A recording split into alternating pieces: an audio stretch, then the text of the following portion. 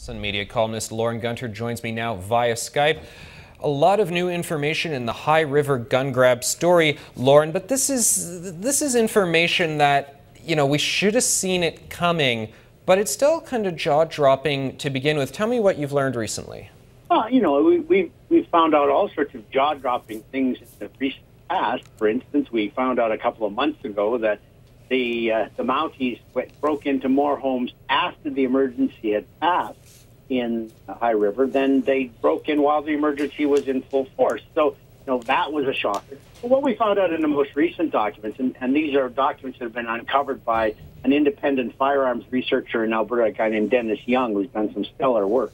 Dennis found that gun grabbing went on until July 10th. Now, it's important to keep in mind that the flood happened on the night of June 20th and 21st. We found out in some of the documents Dennis uncovered last week that the rescuing of people stopped within 24 hours. There were no other people rescued after the 24-hour mark. So we were told again and again and again, this door-kicking, gun-grabbing was coincidental. They needed to go into houses to find people. They were worried there were people who were stranded by the flood. And when they went into houses, if they saw a gun in plain sight, they would take it into protective custody. But what we found out is that there were no people rescued after 24 hours after the flood began. And the door kicking went on for 3 weeks after that. So, Lauren, let me mention some numbers here. It was 31 people who were rescued by the police and the military, which that's generally what we think of as why you'd bring in, like they did, the Princess Patricia's Canadian Light Infantry from Edmonton, why you have a greater RCMP involvement to look for people, to help people. 674 doors had been kicked down in the first 4 days, and then 1,300 after. And the more and more I look at this, I've got to ask, Lauren, I mean, what were they fearing? What were they thinking? Is there like a bunch of Louis Riel insurgents in the community? Are people, I've never been to High River, are they all just people, frothing at the mouth who are about to overturn their government? It does just seem shockingly reactionary, and it has to be a concerted effort on the part of these officers. It clearly was. And, on June 23rd, there are memos. We uncovered these. We were doing our documentary back in December.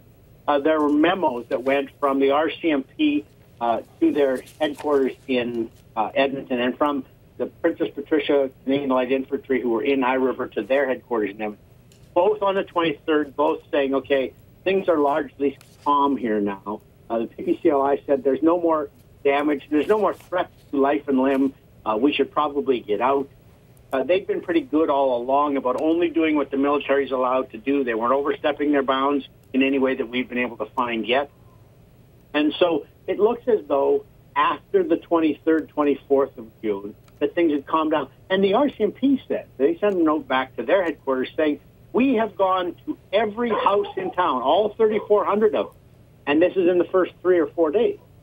We have no more rescues to do, et cetera, et cetera. And then after that, they go back to these homes, they kick down doors, and they take guns. So it looks, I don't know how we can come to any other conclusion than there was a decision made somewhere on the 23rd or 24th of June that it was too dangerous to let people back into town as long as they still had guns, because there had been some tension at the barricades where the police were keeping people out of town, a cordon where they'd set up the roadblocks around town.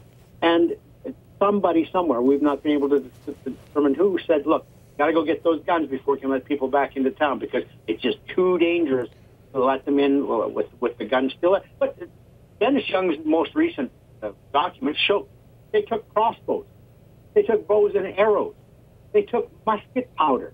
I mean, what were they worried that the Imperial Redcoats were going to rise up 200 years after they'd been thrown out of North America by the Americans and cause an insurrection? They took bayonets.